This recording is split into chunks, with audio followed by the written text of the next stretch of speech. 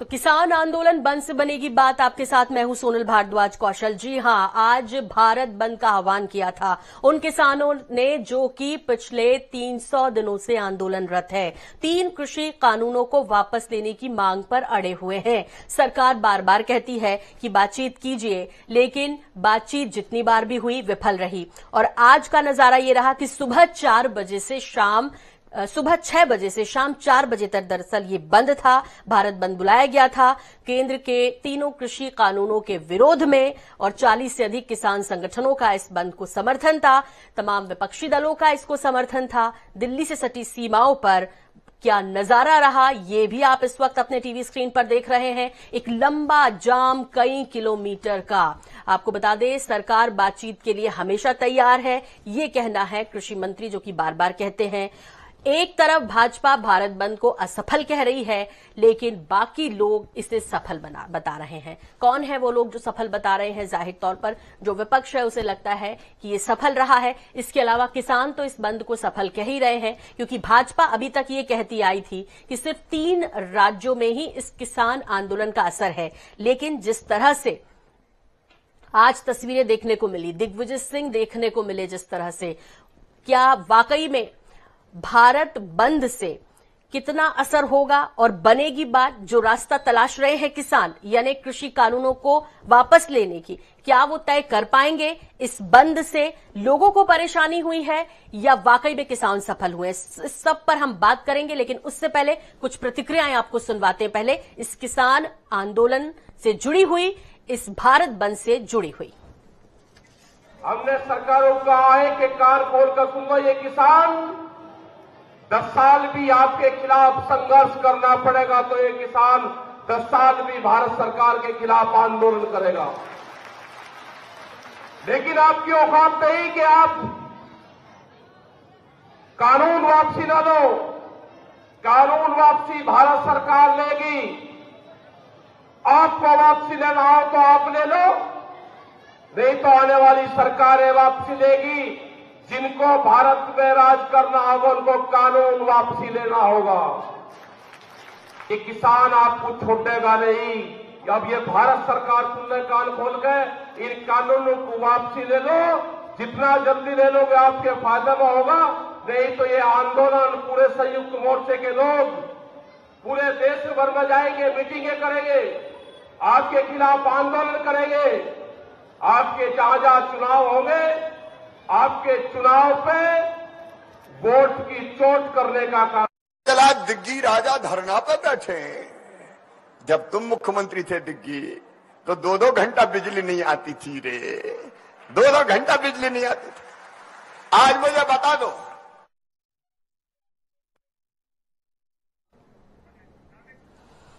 तो जाहिर तौर पर आंदोलन बंद से बनेगी बात, ये एक बड़ा सवाल है आज दिन भर से।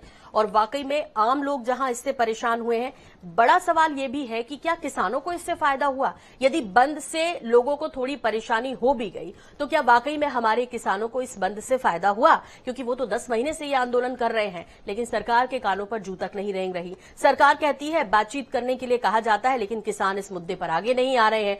वो बातचीत नहीं करना चाहते हैं, सिर्फ बवाल करना चाहते हैं, जो उन्होंने आज किया। फिलहाल इस पर हम विस्तार से बात करेंगे। खास मेहमान हमारे साथ जुड़ेंगे। अभी फिलहाल हमारे साथ जुड़े हुए हैं अशोक बालियान जी, किसान नेता है बाकीयों की तरफ से। बहुत स्वागत है आपका अशोक बालियान साहब कार्यक्रम में। इसके अलावा हमारे साथ चिंतामणि मालवीय जी जुड़ेंगे, जो कि पूर्व सांसद हैं भाजपा की तरफ से। और इसके अलावा भानु प्रताप सिंह, अध्यक्ष भाकियू के भानुगुट से हमारे साथ जुड़ेंगे। और अलका लांबा जी भी जुड़ेंगी, वरिष्ठ कांग्रेसी नेत्री के रूप में। सबसे पहला सवाल अशोक बालियान जी आपसे कर रही हूं, कितना सफल रहा आपका भारत बंद आज? देखिए, ये जब भी किसान मोर्चे ने भारत बंद का वो किया, हमेशा जिस तरह का आज था, इससे पहले ये बंद हो चुका है और वही लगभग उसी तरह का 2-3 घंटे का इनका रहा है। तो मैं समझता हूँ कि ये पहले की तरह ही आज भी जो कॉल थी वो उसी तरह के लिए जो इससे पूर्व में भी संयुक्त किसान मोर्चे के द्वारा भारत बंद की कॉल की गई थी। लेकिन ये बहुत आंशिक जगह पर हुआ है, बहुत कम राज्यों में हुआ है। तो इसलिए मैं समझता हूँ कि ये पूरे देश का एक तरह से हम ये नहीं कह सकते कि भारत बंद की कॉल का मतलब पूरे भारत में इस चीज का असर पड़ा है। बहुत आंशिक क्षेत्र में जहाँ जहाँ के किसान नेता संयुक्त किसान मोर्चे के ग्रुप में बैठे हुए हैं, उनके क्षेत्रों में आंशिक रूप से इसका कुछ जगह खासकर हाईवे पर इसका असर देखने को मिला, नहीं के बाजारों में देखने को मिला। आपको कई संगठनों का समर्थन भी प्राप्त था, खासतौर पर व्यापारियों ने जिस तरह से समर्थन किया, इसका स्वागत करते हैं? मैं जहाँ तक व्यापारियों की बात है, हम खुद वेस्टर्न यूपी के जनपद मुजफ्फरनगर के रहने वाले हैं और मैंने देखा कि व्यापारियों का समर्थन केवल अखबार तक सीमित था। जनपद मुजफ्फरनगर के हम अगर बाजार की बात करें तो पूरा बाजार जो उसका समय खुलने का है, जो बंद होने का है, वो अपने प्रोग्राम के हिसाब से आज भी पहले की तरह ही चलता रहा।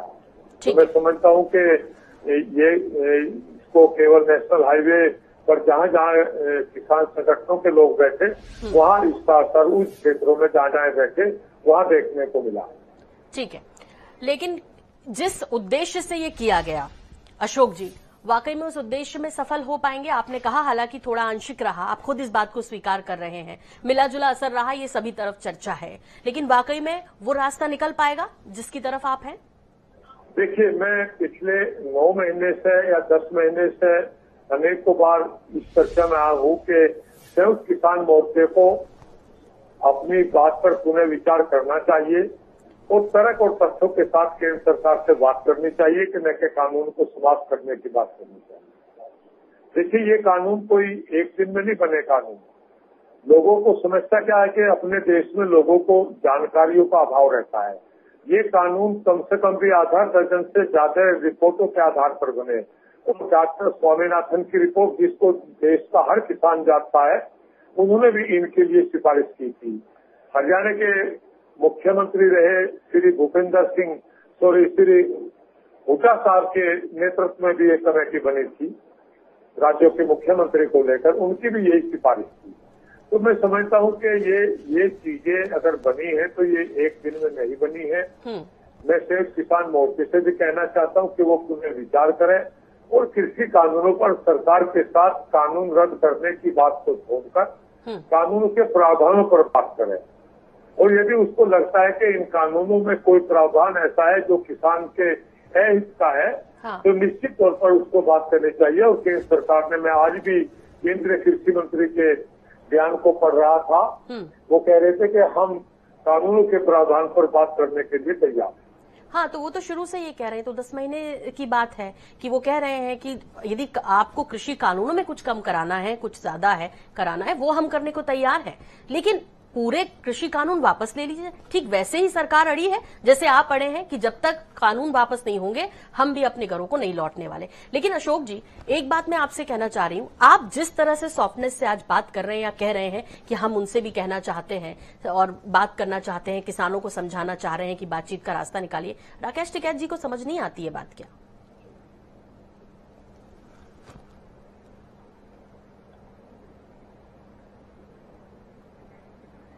अशोक जी, आप मेरा सवाल सुन पाए? हाँ, दोबारा रिपीट करिए। राकेश टिकैत जी को इस मामले में नहीं कन्विंस कर पा रहे हैं क्या कि ये बवाल काटने से, इस तरह से आंदोलन करने से, ट्रेनों को रोकने से, बसों को रोकने से, कई राज्यों में हमने देखा कि हाथ में बड़े बड़े डंडे लेकर और बसों से यात्रियों को उतारा जा रहा था, भारत बंद कराया जा रहा था, ये तरीका ठीक है क्या अशोक जी? देखिए, मैंने आपको क्या कहा कि अगर हम देश में जबरदस्ती इस तरह कि हम बैठे रहेंगे कानून वापसी करो, तो मैं इससे कतई सहमत नहीं हूँ इस बात से। और मैं समझता हूँ कि किसी भी किसान संगठन के अगर हम उसके एजेंडे को देखें या उसके नियम कायदे को देखें, उनमें कहीं इस तरह नहीं है बिल्कुल भी, और ये नहीं होना चाहिए। इसीलिए मैंने आपसे शुरू में क्या कहा कि मैं इस आपके मंच के माध्यम से संयुक्त किसान मोर्चे से फिर अपील करता हूँ कि वो पहले, और मैंने आज तक ये कहीं नहीं देखा कि इन लोगों ने पहले कानून को रखकर अपनी राष्ट्रीय कार्यकारिणी में इस पर विचार किया हो। इनको इन कानूनों को रखकर दोबारा अपनी राष्ट्रीय कार्यकारिणी में विचार करना चाहिए और उसके बाद में फिर सरकार से बात करनी चाहिए। अगर हम इस तरह देश या देश के बाहर हम इस तरह के काम करेंगे जिससे देश की छवि खराब होगी या किसानों को गलत जानकारी मिलने के बाद किसान रोड पर रहेगा। मेरा अब तक का 9 महीने का ये आकलन रहा है। मैं किसान राज्य से बहुत कांग्रेस टिकैत साहब के समय से जुड़ा रहा हूँ कि किसानों को गलत जानकारी दी गई है। किसानों को इन कानूनों के बारे में केवल इतना पता है कि ये काले कानून है, उसको इन कानूनों के किसी भी प्रावधान के बारे में कोई जानकारी नहीं है। तो ये दुर्भाग्य है हमारा। जब विपक्ष के नेता आते हैं या बहुत सारे किसान नेता आते हैं वो सब के सब ये कहते हैं कि ये काले कानून है, इनको समाप्त करिए। मैं कहता हूं कि ये कृषि के बहुत बड़े बदलाव के कानून है, और मैं कहता हूं कि फिर भी यदि किसी कानून में कोई खामियां आती है, जब उस कानून को देश में लागू किया जाता है तो कोई कानून ऐसा नहीं है जो शुरू में कंप्लीट मुकम्मल बनता हो। आज हम देखते हैं कि दुनिया में रोज कानून बदलते हैं, रोज जरूरतें बदलती हैं। ठीक। सीआरपी लेकिन अशोक बालियान जी, आप जिस लहजे में आज बात कर रहे हैं, जो आप सजेशंस दे रहे हैं, मुझे ये समझ नहीं आ रहा कि इस बात को किसान क्यों नहीं समझ पा रहे। आप उनके बीच में ही रहे तो फिर उनको समझा क्यों नहीं पाए, या आपस में क्यों नहीं समझ रहे हैं कि सिर्फ काले कानून कह देने से काला कानून नहीं हो जाता, उसमें आपको जो भी कम ज्यादा कराना है उस पर बात करिए, और इसके लिए सरकार तैयार है। बार बार कृषि मंत्री इस बात के लिए आग्रह करते हैं कि भाई बात कीजिए, आइए।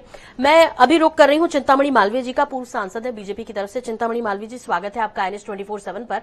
और आपसे जरूर समझना चाहेंगे कि आज जिस तरह से भारत बंद का आह्वान किया था किसानों ने, सुबह 6 से शाम 4 बजे तक, ये सफल रहा या असफल रहा? देखिए, बिल्कुल बेअसर बंद था, और मुझे लगता है कि पिछली बार जिस तरह इन्होंने 3 बार बंद किया उसी तरह का बंद था, उसने नहीं थी। इस बार बस अलग बात ये रही कि जो विपक्षी पार्टियां हैं वो खुल करके सामने आ गई, और आज बेनकाब हो गई तमाम विपक्षी पार्टियां। वो जो किसान यूनियन के पीछे अपना काम कर रही थी और मुखौटा लगा करके इस आंदोलन को चला रही थी, आज वो खुद सामने आ गए। आज कांग्रेस सामने आई, आज टीएमसी सामने आई, आज राजद सामने आई। तमाम जितने अपना पार्टी और ये सब थे आप पार्टी, ये सब खुल करके आ गए। इसका मतलब अब जो है इनके पास तो छुपाने को कुछ बचा नहीं। ये विपक्ष द्वारा प्रायोजित आंदोलन था। ये आंदोलन कोई स्वाभाविक नहीं, ये नकली आंदोलन है, ये बनाया गया आंदोलन है, फिक्टिशियस आंदोलन है, कृत्रिम आंदोलन है, और इसके पीछे राष्ट्र विरोधी शक्तियां हैं।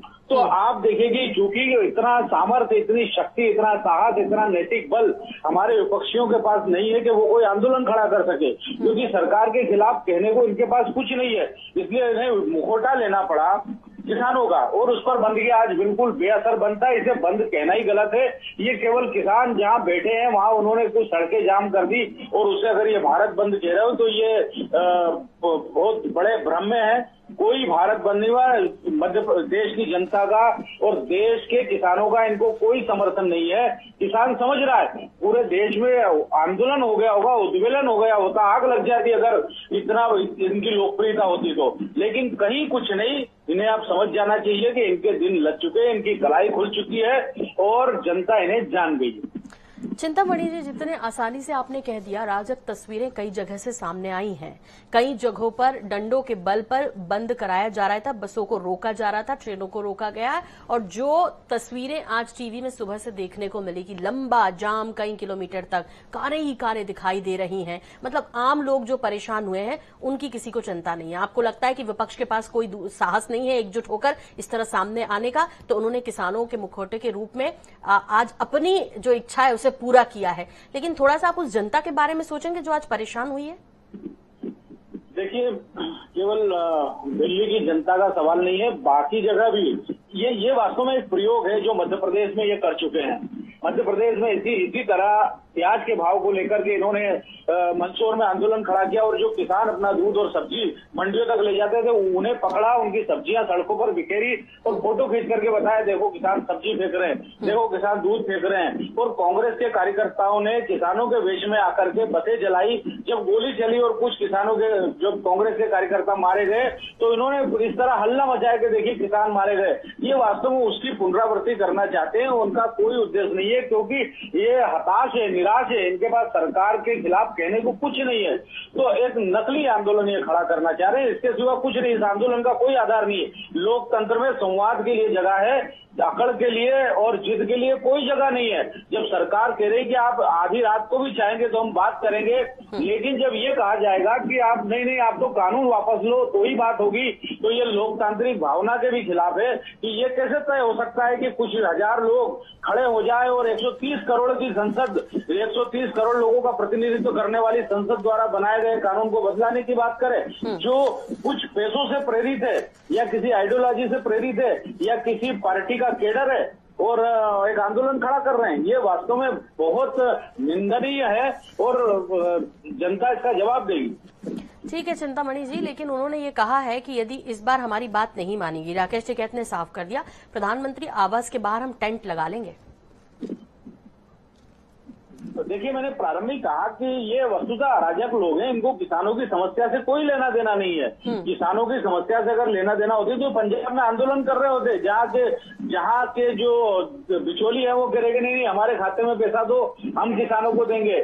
जहाँ किसानों की जमीनें कई कॉन्ट्रैक्ट फार्मिंग वालों ने ले ली और केसेस चल रहे हैं पुराने कानून के कारण। ये तो नया कानून तो किसानों के हित में है, लेकिन वहाँ ये नहीं करेंगे, बाकी जगह नहीं करेंगे। आप पहल करेंगे कि ये खत्म हो, आपको पहल करना चाहिए, क्योंकि अब राकेश टिकैत की जो लेटेस्ट अपडेट है वो ये कहते हैं कि हाँ हम बातचीत करेंगे लेकिन हमें चिट्ठी में चाहिए। हालांकि आपने कई बार इसके लिए आगे से पहल की है लेकिन राकेश टिकैत सुनने को तैयार नहीं। चिंतामणि जी, आपको इसका रास्ता निकालना पड़ेगा, क्योंकि आने वाले वक्त में बहुत कम, कुछ महीने बचे हैं, 6 महीने से भी कम का वक्त है जब कई राज्यों में चुनाव, खासतौर पे यूपी में चुनाव है। वहां कैसे एक बार फिर से मोदी का विजय रथ चलता रहेगा जैसे अभी तक चल रहा है? यदि यही हालात रहे तो भले आप कह रहे हैं विपक्षी पीछे हो इनके, लेकिन है तो इनके साथ। और जिस तरह से बार बार दौरा करते हैं राकेश टिकैत उत्तर प्रदेश का, तो क्या आपको कहीं डर नहीं लगता कि इस चीज को खत्म करना चाहिए? आपने बिल्कुल ठीक बात पकड़ी है कि वस्तुतः जो खेल है वो चुनाव का खेल है, किसानों का खेल नहीं है। ये चुनाव का खेल है, ये भाजपा के खिलाफ खेल है, इसमें किसानों का कोई लेना देना नहीं है। किसानों का खेल होता तो समाधान की बात करते, किसानों का खेल होता तो मांगे रखते। केवल कानून हटाया जाए, क्योंकि जानते हैं कि कानून नहीं हटाया जाएगा, क्योंकि ये देश की संप्रभुता का खिलाफ, संप्रभुता का सवाल है। ये एक परंपरा का सवाल है कि जिसको अगर संसद ने पास कर दिया वो लागू होगा। कुछ सैकड़ों, कुछ 100, 200, 500 या किसी तपस्वी का चेहरा लेकर के कोई वली के घर में शैतान पैदा हो जाए और वो शैतान के उस तपस्वी का चेहरा लेकर के सोचे कि हम ठीक है चिंतामणि जी, लेकिन इस तरह से कानों पर जू भी ना रहेंगे और कोई इसका हल भी ना निकले तो ये भी कोई समाधान नहीं है। आपकी सरकार है, रास्ता निकालना आपका कर्तव्य है और जल्द से जल्द ये खत्म कराना। यदि कोई ऐसे तत्व भी हैं जो माहौल खराब करना चाहते हैं, इसके पीछे अपने कुछ चुनावी राजनीति देख रहे हैं, अपना कोई भविष्य देख रहे हैं राजनीति में, ये सब कुछ आप जानते हैं, तो भी आपसे यही उम्मीद कि आम लोग किसी भी सूरत में परेशान नहीं होना चाहिए, देश में शांति व्यवस्था बनी रखनी चाहिए। फिलहाल एक छोटे से ब्रेक का वक्त है और ब्रेक के बाद प्रधान संपादक डॉक्टर हिमांशु द्विवेदी इस डिबेट को आगे बढ़ाएंगे, इस चर्चा को आगे बढ़ाएंगे। बने रहिए हमारे साथ।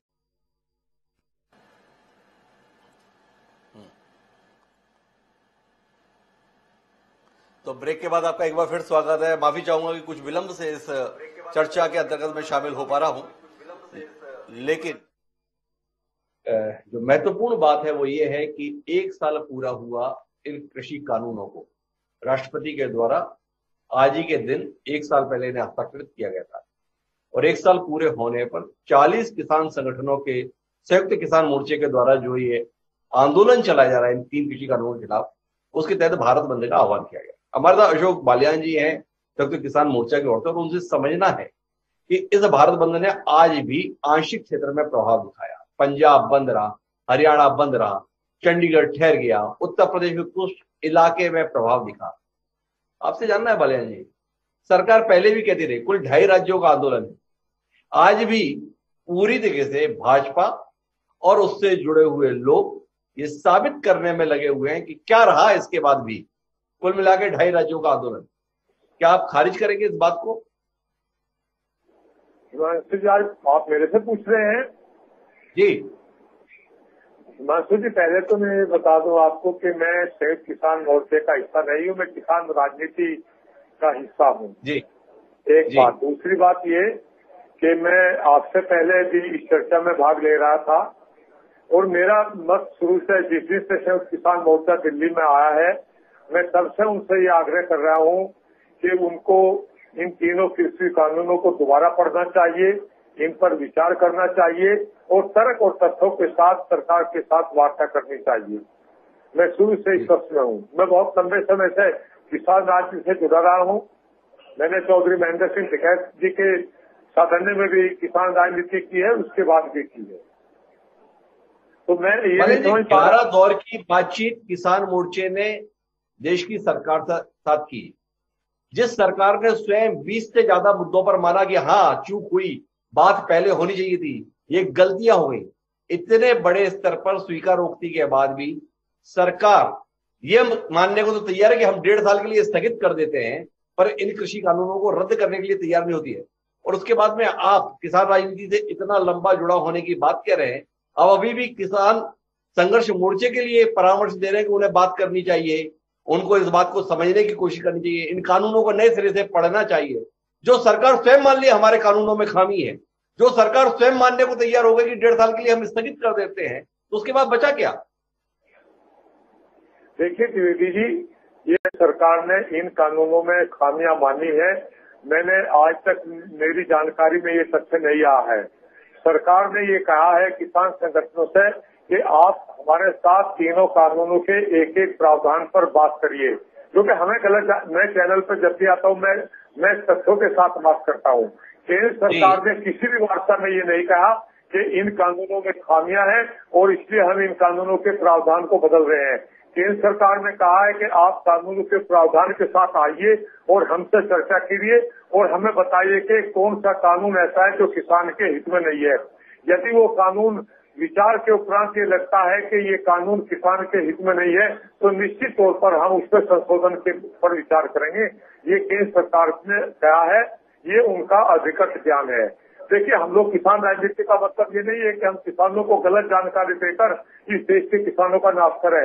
आज इस देश में पहली बार 70 साल में अगर हमारे कृषि के कानूनों को हमारी उन्नति के लिए बनाए गए हैं, तो आज हम किसानों को गुमराह करकर ये कहने का हक नहीं रखते कि ये कानून तुम्हारे लिए काले बनाए गए हैं। मैं बहस करने के लिए तैयार हूँ कि कौन से कानून ऐसे हैं कि जो गलत बनाए गए हैं और वे प्रावधान पर हम बात करने के लिए तैयार हैं, किसी भी चैनल पर, किसी भी माध्यम से। तो मैंने समझा कि कर रहे हैं कि ऐसा तो सरकार ने कभी कहा नहीं। बालियान जी का ये भी दावा है, वो पढ़ लिख कर ही आते हैं, तथ्यों के साथ ही बात करते हैं, कोई गलत बात करना उनके स्वभाव में नहीं। उनकी इन बात का सम्मान है। लेकिन मेरे साथ में इस देश के प्रमुख पत्रकारों में शुमार श्रवणकर जी हैं, जिनकी द्वारा टिप्पणी भी तथ्यों के आलोक में ही होती है। श्रवण जी से जानने की कोशिश करता हूँ कि श्रवण जी, क्या भारत सरकार के कृषि मंत्री ने बाकायदा ये स्वीकार नहीं किया, क्या इन कानूनों में इन प्रावधानों के संदर्भ में गलती हो गई, पहले बात हो जानी चाहिए थी, ये बात नहीं हुई, लेकिन हम इन्हें सुधारने के लिए तैयार हैं, आप मान जाएं? पहला बिंदु। दूसरा, क्या ये सरकार 1.5 साल तक के लिए इन कानूनों को स्थगित करने के लिए तैयार नहीं थी? जो सरकार 2 चीजों के लिए तैयार रही, 1.5 साल के लिए स्थगित करने को और कानून में 20 से ज्यादा संशोधन करने को, क्या उसके बाद में भी संयुक्त किसान मोर्चे को या इस कानून के खिलाफ शिकायत कर रहे किसानों को गलत ठहराया जाना जायज है?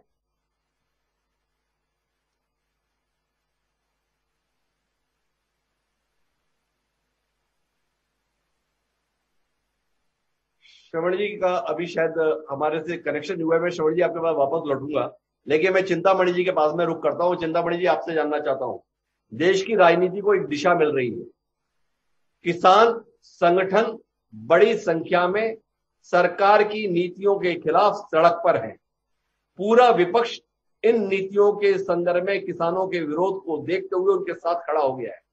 क्या इसके बावजूद भी सरकार केवल इतना कहते हुए हम तो बात करने के लिए तैयार है, जिद पर अड़ी रहेगी? क्या एक लोकतांत्रिक देश के अंतर्गत इतने बड़े पैमाने पर विरोध को अनसुना किया जाना वाकई आपको लगता है चिंतामणि जी कि लोकतंत्र की जड़ों को आप मजबूत कर रहे हैं?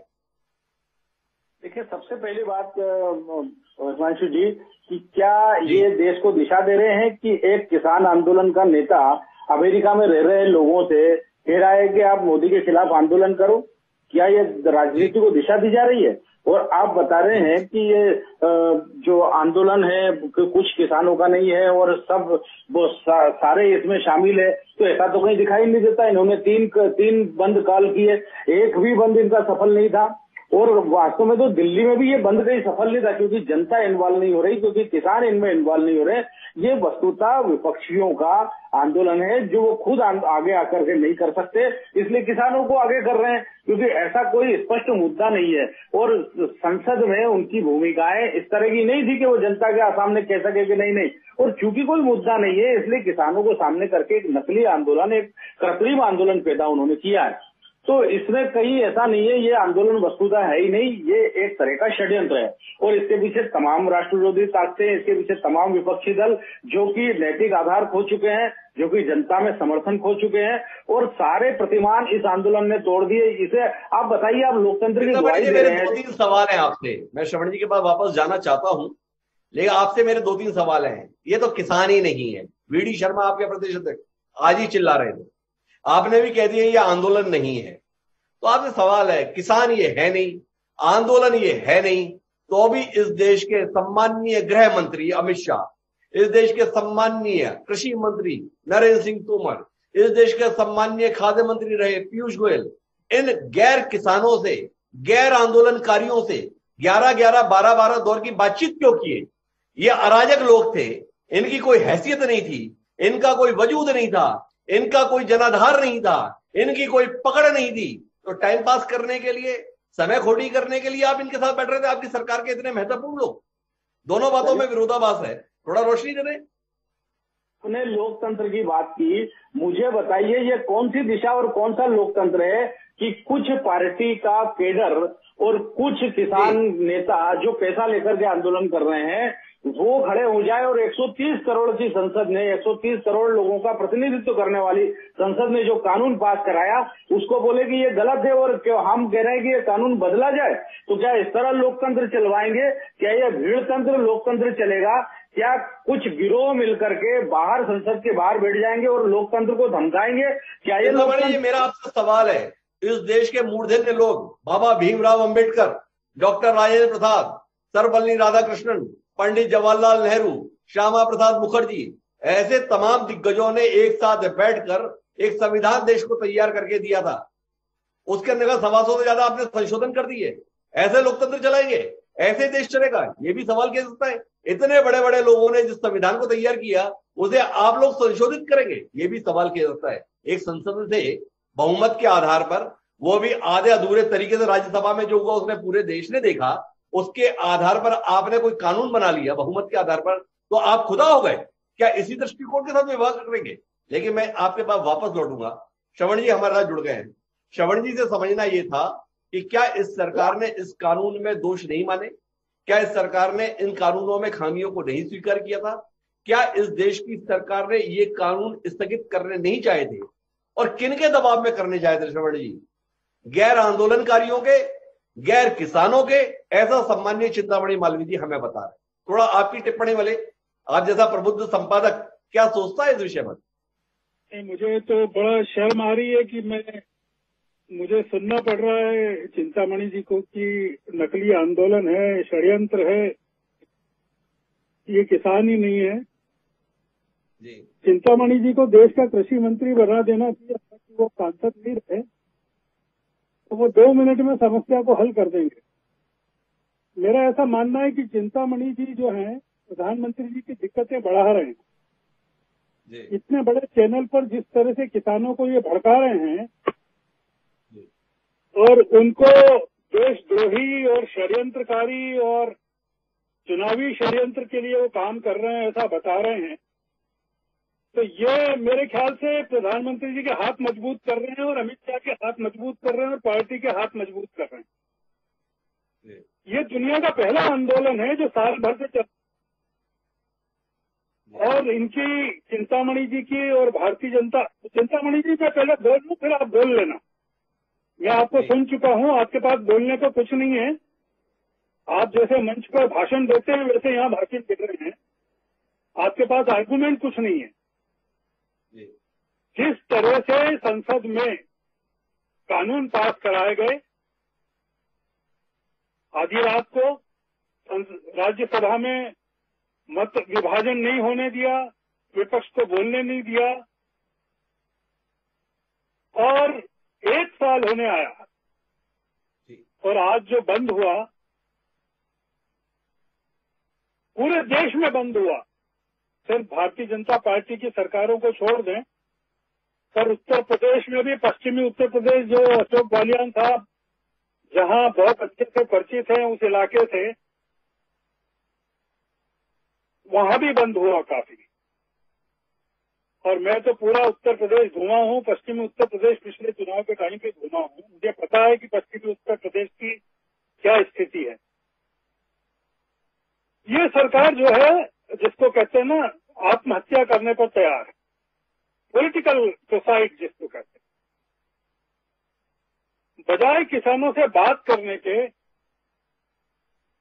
उनकी बातों को सुनने के, जिस तरह की भाषा का इस्तेमाल किया जा रहा है चिंतामणि जी के, ये पूरे देश का मजाक उड़ा रहे हैं यहां बैठ के। देश के तमाम राज्यों में एक तो हिंसा की कोई कार्रवाई नहीं हुई। इनकी आंखें खुल जाना चाहिए कि पूरे देश की जो गैर भाजपाई सरकार है वो किसानों की पीठ के पीछे किस तरह से खड़ी हुई है। और ये आंदोलन टिकैत कह रहे हैं कि हमारी तैयारी आगे 10 सालों की है। इस सरकार की कोई गारंटी नहीं है कि 10 साल सरकार चलेगी, पर किसानों की तैयारी है। किसानों को धकेल दिया गया है। आप बताइए कि गन्ने के जो दाम है 50 रुपए बढ़ाए हैं, 50 बढ़ाए या 10 बढ़ाए, 50 बढ़ाए शायद। आप किसानों का बकाया देने को तैयार नहीं है। आप किसानों के चेहरे पर नमक छिड़क रहे हैं लगातार। और आप कह रहे हैं कि कानून बदले नहीं जा सकते। संसद, चिंतामणि जी सांसद रहे हैं, संसद में तो सुप्रीम कोर्ट के कानून बदले गए हैं। शाहबानू वाला मामला बदला गया है, SC/ST एक्ट का मामला बदला गया है। ये सरकार जो है अपनी सुविधा से कानून बनाती है और अपनी सुविधा से कानून तोड़ती है। ये जो कानून पास किए गए, जो 3 कानून पास किए गए जिनको लेकर इतना आंदोलन चल रहा है, क्या सरकार ने किसानों से बात करने के बाद किए थे कि बगैर किसानों से बात कर किए गए? और जिस तरह की बात की जा रही है, मतलब आप बताइए कि एक तो कंसिलिएशन होता है कि हम आपसे बात करेंगे, करना चाहते हैं। एक ये बात हो रही है कि ये नकली हैं किसान, षड्यंत्रकारी हैं, कुछ गिने चुने किसान हैं। 700-800 लोगों की जानें चली गई वहां, वो सब नकली थे। चिंतामणि जी जाएं जरा गाजीपुर बॉर्डर पे जाके ये बात करें जो ये यहाँ कह रहे हैं टीवी के चैनल पर, या किसानों की सभा में जाके बोल दें कि आप लोग सब नकली हो, षड्यंत्रकारी हो, आपका उद्देश्य चुनाव है। साल भर हो गया इस आंदोलन को, इस बीच में कई चुनाव हो गए। भारतीय जनता पार्टी सारे चुनाव हारी है। तो बता दें चिंतामणि जी की किस राज्य में भारतीय जनता पार्टी ने जीत हासिल की है? असम में की है। जरा देखें वहां जाके कि किस तरह से जीत हासिल की है और बंगाल में क्या हाल हुए हैं। यही किसान थे जो बंगाल में जाके वहां किसानों से विरोध कि पार्टी को वोट नहीं देना, आप चाहे किसी को दीजिए। अभी तक तो कोई विपक्षी दल किसानों के बीच में कूदा नहीं था, पर आज कूद गए सारे के सारे, क्योंकि प्रधानमंत्री विदेश यात्रा से अमेरिका आने के बाद से सेंट्रल विस्टा देखने जाते हैं रात को, तो उसका काम कैसा चल रहा है। वो किसान आंदोलन के बारे में नरेंद्र सिंह तोमर को बुला के और चिंतामणि जी को बात नहीं करते। क्या बात कर रहे हैं चिंतामणि जी, आप किससे बात कर रहे हैं? उंगली उठाने से क्या काम चलता है? बताइए आप, क्या तर्क हैं आपके पास? तो श्रवण जी बहुत ज्यादा नाराज है चिंतामणि मालवीय की टिप्पणियों को लेकर और सरकार के रवैये को लेकर, दोनों विषयों को लेकर श्रवण जी की बेहद नाराजगी है। श्रवण जी मैं फिर आपके पास आऊंगा, लेकिन मेरे साथ में कांग्रेस की वरिष्ठ नेता प्रखर प्रवक्ता अलका लांबा जी भी जुड़ गई। कांग्रेस आज के बंद को स्पष्ट समर्थन के साथ मैदान में है। उस बंद के समर्थन में, उस आंदोलन के समर्थन में जिसे भाजपा आंदोलन मानने से इंकार करती है, जो आंदोलन कर रहे हैं उनको किसान मानने से इंकार करती है। अलका जी आपसे समझना चाहता हूं, ये भाड़े पर बुलाए हुए लोग, पैसा खाकर देश को बर्बाद करने की कोशिश में जुटे हुए लोग, ऐसा भाजपा के लोगों का कहना है। और जो किसान ही नहीं है, ऐसे लोगों के साथ खड़े होकर कांग्रेस क्या हासिल करने जा रही है? चिंतामणि जी और उनकी पार्टी इस बात को समझना चाहती है। अलका जी आप हमारे साथ में हैं, थोड़ा समझाने की कोशिश कीजिए, क्या हासिल करना चाहती है कांग्रेस, क्या हासिल करना चाहता है विपक्ष, और क्या हासिल करना चाहता है आप लोगों के इस सहयोग से यह आंदोलन? आप मुझे सुन पा रहे हैं? जी जी अलका जी। क्या हासिल करना चाहता है आप लोगों? आप मुझे सुन पा रहे हैं डॉक्टर हिमांशु? अलका जी आपकी आवाज आ रही है?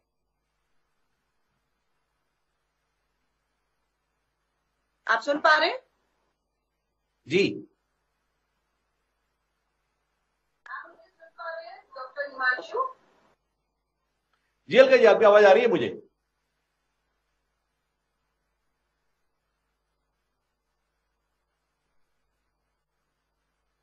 कांग्रेस हो विपक्षी दल हो, 3 विकल्प हैं। पहला विकल्प कि हम उस कानून के साथ खड़े हो जाएं जो पूंजीपति मित्रों द्वारा बनाया गया कानून है, जिसे किसान अपने खिलाफ जो है वो मौत का फरमान मान रहा है। दूसरा, हम उस किसान के साथ खड़े हो जाएं जो 10 महीने से आंदोलित है, बिना हिंसा किए अहिंसात्मक तरीकों से जो है सत्याग्रह कर रहा है और अपनी शहादत दे रहा है। 500 से ऊपर किसान शहीद हो गए। और तीसरा विकल्प, हम चुप करके अपने घरों में दुबक कर बैठ जाएं, छोड़ दें किसानों को उनके हाल पर और देश का सरकार फैसला कर दे। हमें पहले भी मंजूर नहीं है कि हम इस पूंजीपति मित्रों की सरकार के साथ नहीं खड़े होंगे। हम चुप भी नहीं बैठेंगे। हमारे नेता श्री राहुल गांधी जी को कांग्रेस लगातार ट्वीट कर रही है, समर्थन दे रही है कि हम अपने के देश के अन्नदाताओं के साथ ताकत बनकर पिछले 10 महीनों से खड़े, आगे भी खड़े रहेंगे। श्रवण जी ने ठीक कहा, प्रधानमंत्री जी के पास समय था। 20,000 करोड़ के सेंट्रल विस्ता प्रोजेक्ट निर्माण अधीन है, वहां अकेले जाते हैं, फोटोग्राफर लेकर जाते हैं, चारों दिशाओं से हर एंगल से फोटो लिया जाता है।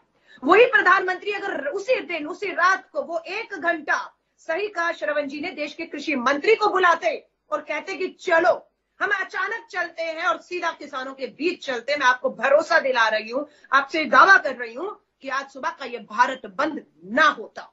लेकिन सरकार की नियत नहीं है।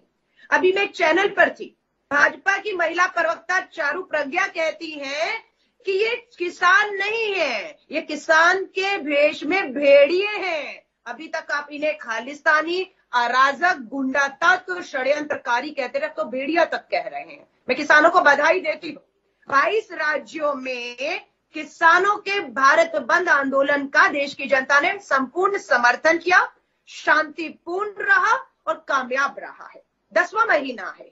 सरकार के कृषि मंत्री को भी सुना, बयान आज दिया उन्होंने कि हम किसान की आपत्तियों पर चर्चा करने को तैयार हैं। आपत्तियां तो आपको पता है, चर्चा क्या करनी है?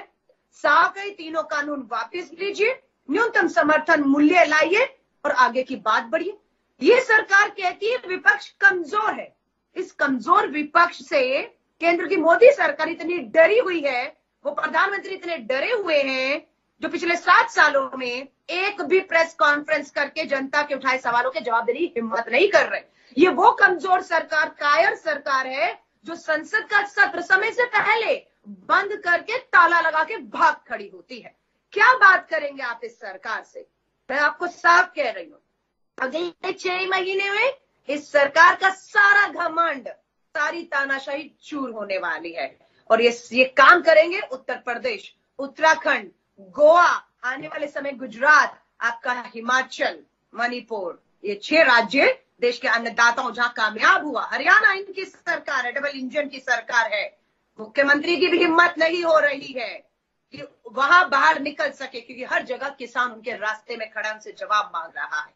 मैं आपसे कहूंगी, ये षड्यंत्र करना छोड़ दें, गलतफहमियों से बाहर आए। देश अन्नदाता के साथ खड़ा हुआ है। ये पहली सरकार है, आप इस बात के गवाह हैं, पहली सरकार भारत की 70 सालों में जिन्होंने कृषि उपकरणों पर, खाद पर, बीज पर, बिजली पर और डीजल पर जीएसटी, डीजल छोड़ दीजिए, दाम बढ़ाए, जीएसटी लगाया है। 12 से 18% कर लगाया। ये पहली सरकार है जिन्होंने कृषि पर कर लगाया हो। आय दुगनी करने की बात की थी, पूछिए, एनएसएसओ का सर्वे बताता है 2014 से लेकर 2021 तक किसानों का जो कर्ज है वो 70,000 करोड़ पार कर गया है। आय दुगनी नहीं होती है, लेकिन उनका कर्ज दुगना जरूर हो चुका है। और अगर ये मुट्ठी भर किसान है, ये गलत है, षड्यंत्रकारी है। पूछना चाहूंगी, सुप्रीम कोर्ट भी क्या षड्यंत्रकारियों के उसमें आ गया? कि उन्होंने इस कानून पे रोक लगा दी और एक कदम आगे बढ़कर मोदी सरकार भी इस कानून को 2 साल के लिए यूं ही रोक देती है। अरे ये तो षड्यंत्रकारी, खालिस्तानी, और ये आपने आज तो भेड़िया तक कह दिया। क्यों झुक रहे हैं? क्यों कानून पे रोक लगा रहे हैं? बढ़िए ना आगे। आपको बताऊं मैं, ये महंगा पड़ने वाला है हिमांशु जी, ये महंगा पड़ने वाला है। इनको महंगा पड़ने वाला। अलका जी, आपका ये कहना है अमित शाह और नरेंद्र मोदी की जोड़ी तो राजनीतिक नफा नुकसान को बहुत सही तरीके से आंकने के लिए जानी जाती है। अगर ये कृषि कानून इतना नुकसान का सबब है तो वे अड़चन क्या है सरकार को आड़े रहने की? या आप ये नहीं मानती कि सरकार को लगता है कि नहीं, इस कानून से ही उन अन्नदाताओं की तकदीर और तस्वीर बदल पाएगी जो आजादी के 75 साल बाद भी नहीं बदली है? इसलिए राजनीतिक रूप से नुकसान उठाने की कीमत पर भी ये सरकार इस कानून को लागू कराना चाहती है। सरकार को लगता है इससे हम किसानों की जिंदगी में खुशहाली ले आएंगे। क्या इस नजरिए से भी इस बात को देखने की कोई जरूरत अलका लांबा जी महसूस नहीं करती आप? डॉक्टर हिमांशु जी, ये एक तो गलतफहमी दूर हो जानी चाहिए। ये सरकार मात्र पूंजीपति मित्रों के दबाव में अध्यादेश के माध्यम से चोर दरवाजे पिछले दरवाजे से कानून थोपती है और उन्हीं मित्रों के दबाव में जब तालेबंदी थी ना, तो कौन अपने जो है वो गोदाम बना रहा था, कौन तैयारी कर रहा था खरीद फरोख्त और ये सब करने की? सिर्फ पूंजीपति मित्रों की तैयारी थी, बाकी को तो पता ही नहीं था कानून आ रहा क्या तैयारी करनी है। तो पूंजीपति मित्रों के दबाव में सरकार, नंबर 1। नंबर 2, सरकार को अगर पता था कि इस कानून से आय दुगनी होगी तो सरकार को कदम पीछे लेने ही नहीं चाहिए थे।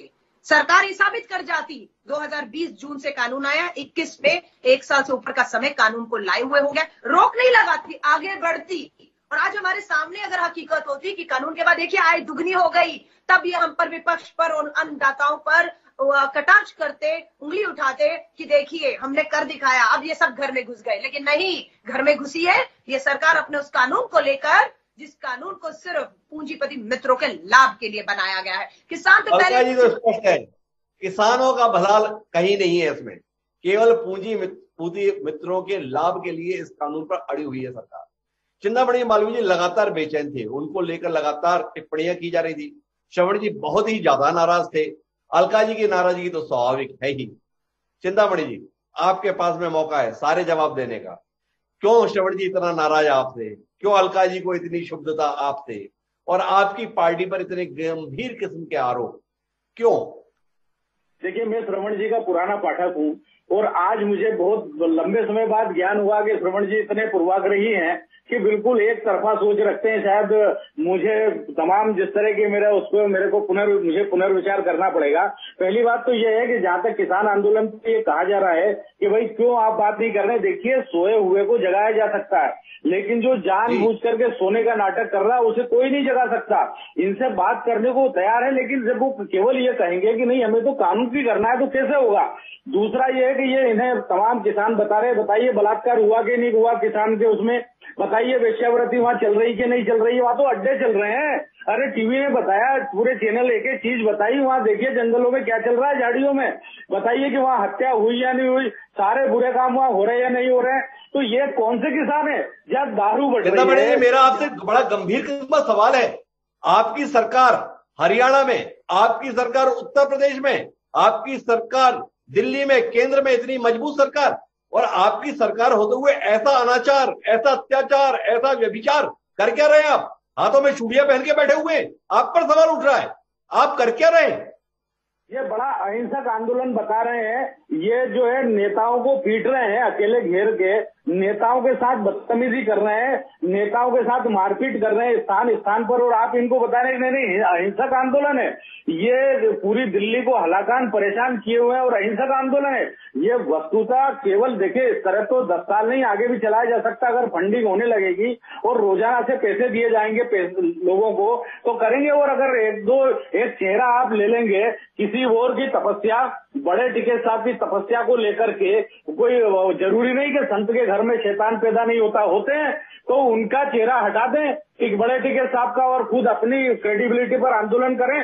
देखिए केवल ये बड़े टिके साहब के नाम को भेज रहे हैं कांग्रेस के पास चूंकि नेता नहीं है, कांग्रेस के पास चूंकि कार्यक्रम नहीं है, कांग्रेस का कोई जनता में एक्सेप्टेबिलिटी नहीं है, इसलिए के पीछे खड़ी हो रही है, उनको समर्थन दे रही है। और इस तरह का प्रयोग ये मध्य प्रदेश में कर चुके हैं कि एक नकली आंदोलन खड़ा किया, किसानों, कांग्रेस के कार्यकर्ता सड़कों पर किसानों की दूध और सब्जी फेंके और बसों में आग लगाए कांग्रेस के कार्यकर्ता, और जब गोली चली तो कांग्रेस के कार्यकर्ता मरे और पूरे देश में बताया कि देखिए किसानों को मार दिया। ये वस्तुतः उसकी पुनरावृत्ति करना चाहते हैं और कुछ नहीं है।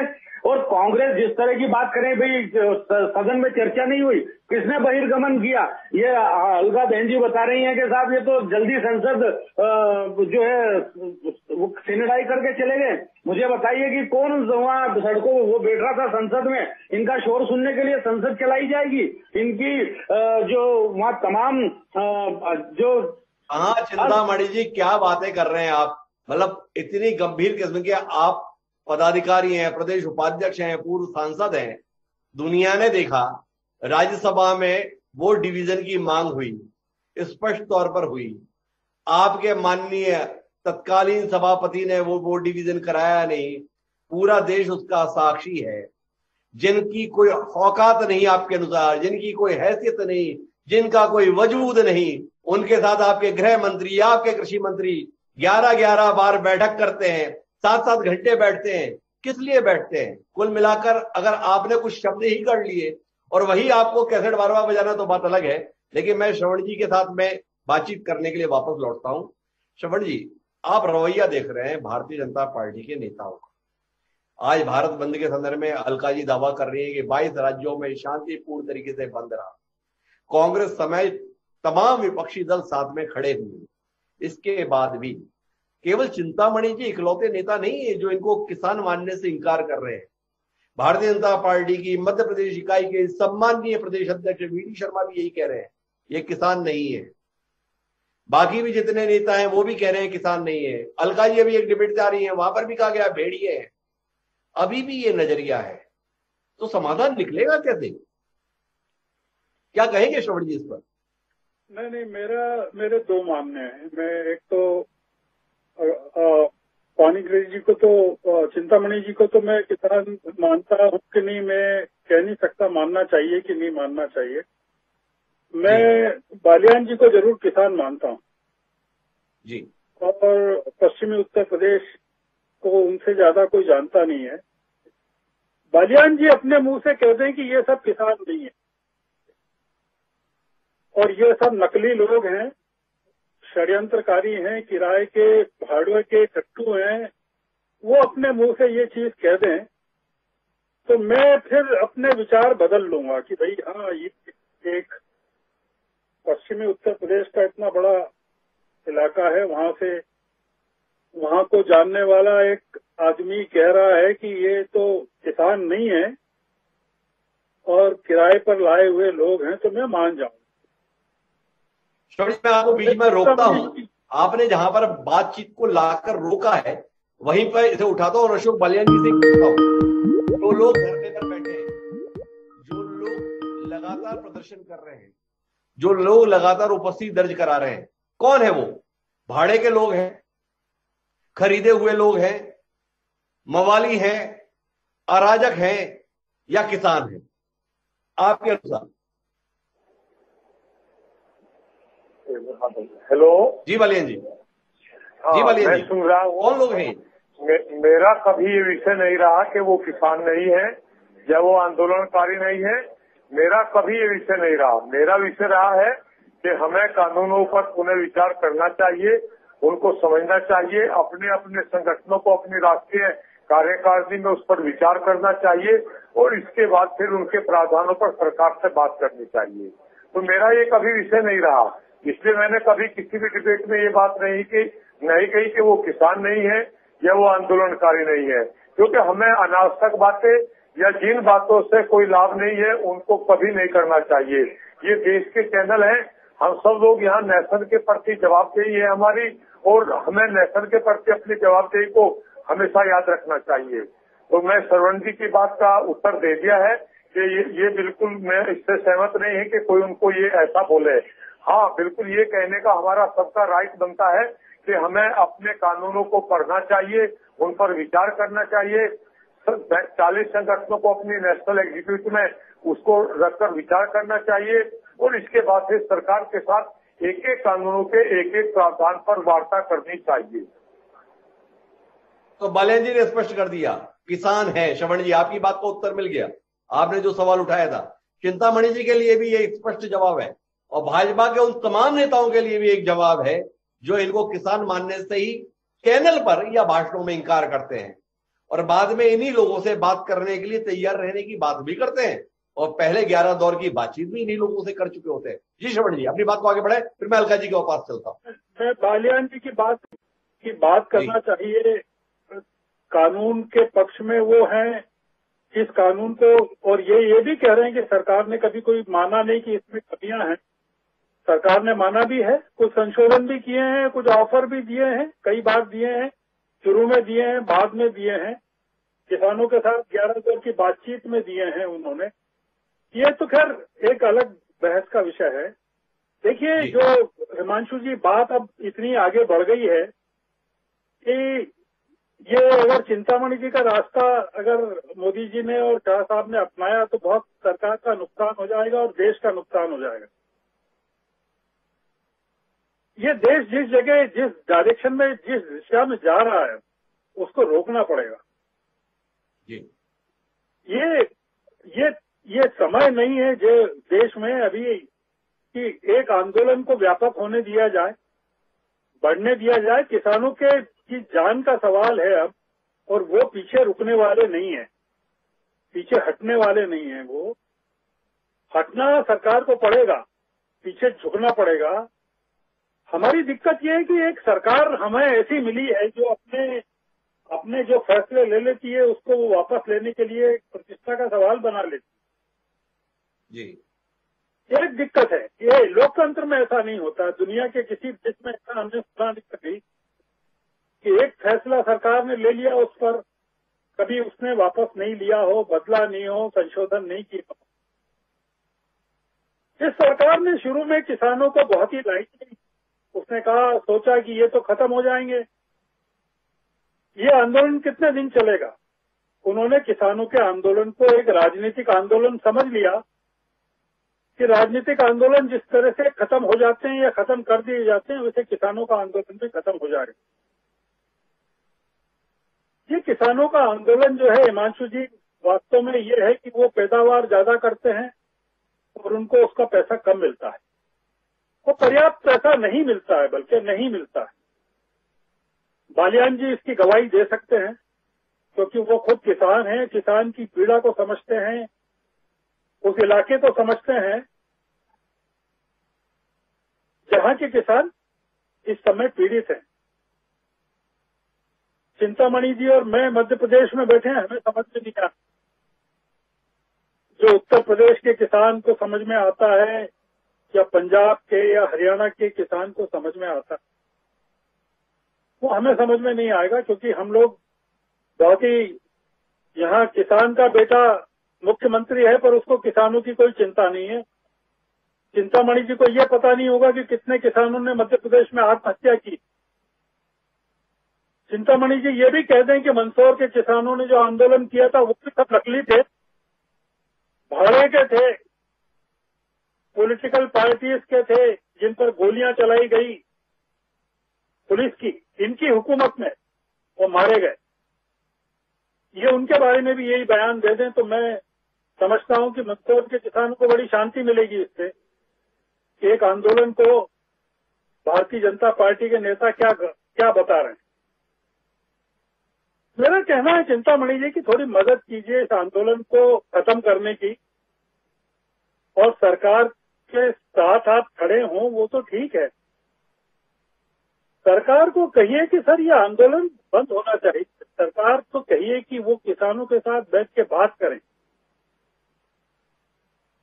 सरकार को समझाइए कि किसान आपके दुश्मन नहीं है। ये चुनाव का मामला नहीं है चिंतामणि जी, जैसा आप कह रहे हैं कि ये उत्तर प्रदेश के चुनाव खत्म हुए और किसानों का आंदोलन निपट जाएगा। ये आप गलत फहमी में हैं। ये 2024 के बाद भी चलेगा। तो इसलिए आप थोड़ा सा जो अशोक बालियान जी की लाइन है वो एक अपनी लाइन है, वो ठीक है, कई लोगों की लाइन है कि भाई बात करना चाहिए, किसानों से पूछना चाहिए कि आपकी आपत्तियां क्या है। बहुत सीधी सी आपत्तियां हैं, वो तो देख रहे हैं कि जो मिनिमम सपोर्ट प्राइस है वो नहीं दी जा रही है, कॉन्ट्रैक्ट फार्मिंग का जो क्लॉज है उसको हटाने की वो बात कर रहे हैं। बड़े बड़े पूंजीपतियों के हाथों में बड़ी बड़ी जमीनें जाने वाली है, किसानों को बेचना पड़ेगा। पंजाब हरियाणा और जगह जगह बड़े बड़े साइलोज बन रहे हैं बड़े बड़े उद्योगपतियों के, जिसमें अनाज का भंडारण होगा। छोटे छोटे व्यापारी, छोटे छोटे दलाल, छोटी छोटी मंडियां, छोटे छोटे किसान सारे के सारे खत्म होने वाले हैं इस पूरे के पूरे कृषि कानून से। तो चिंतामणि जी की कुल बात इतनी है कि चिंतामणि जी और उनकी पार्टी के तमाम नेता अपने रवैये को बदले, इस आंदोलन को खत्म कराने की कोशिश करें, क्योंकि ये आंदोलन केवल उनकी पार्टी के लिए खतरनाक नहीं है बल्कि देश के भविष्य के लिए खतरनाक साबित हो रहा है, क्योंकि इससे देश की दिशा खराब हो रही है। मैं आखिरी टिप्पणी के लिए अलका लांबा जी के पास चलता हूं क्योंकि मेरा समय समाप्त हो रहा है। अलका जी, आखिरी टिप्पणी इस आंदोलन की भविष्य को लेकर आपकी ओर। देखिए, इस आंदोलन का भविष्य बेहद उज्जवल है और मुझे पूरा यकीन है इस सरकार को झुकना पड़ेगा, कदम पीछे लेने होंगे। मैं आज दिन का ये चौथा डिबेट कर रही हूँ कृषि कानूनों पर और भारत बंद पर। हर जगह भाजपा प्रवक्ता को सुन रही हूँ, उन्हें ये कहकर, सिखाकर, पढ़ाकर आज से नहीं 10 महीने से भेजा हुआ है कि आपको किसी कीमत पर इस आंदोलन को बदनाम करना है। उन्हें षड्यंत्रकारी, खालिस्तानी और अंतर्राष्ट्रीय साजिश के साथ अब तो दुख हो रहा है। उन्हें बलात्कारी तक, भेड़िया तक अभी कहा गया है। बलात्कार जैसे आरोप, सही कहा, किसकी सरकार है हरियाणा में? किसकी जिम्मेदारी बनती है वहां की बेटियों को सुरक्षा देने के लिए? और आज इनकी सरकार में जहां आंदोलन किसानों के नहीं हो रहे, वहां पर बेटियों के बलात्कार हो रहे, वहां क्या बहाने हैं?